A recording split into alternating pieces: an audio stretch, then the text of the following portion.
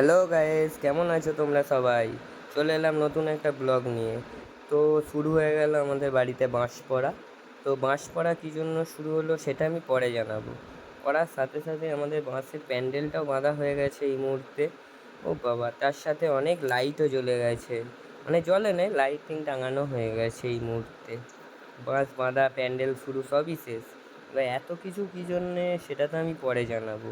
বাকিটা কিছুক্ষণ পরেই জানতে পেরে যাবে সময়ের সাথে সাথে।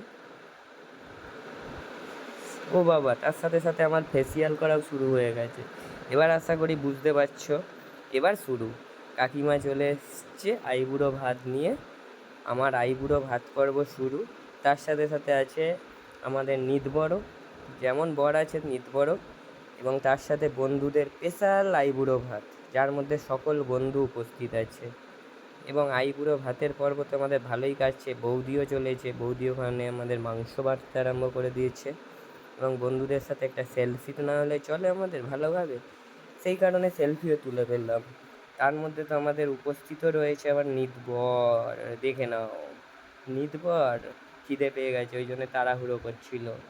এবং তার মধ্যে যেহেতু দুজনের একসাথেই লাভ ম্যারেজ করে বিয়ে হচ্ছে, তার জন্য একসাথে আইবুড়ো ভাতটা শুরু করেছে আমাদের বোন রুবিনা। এবং আমাদের আইবুড়ো ভাত পর্ব আজই এখানেই সমাপ্ত।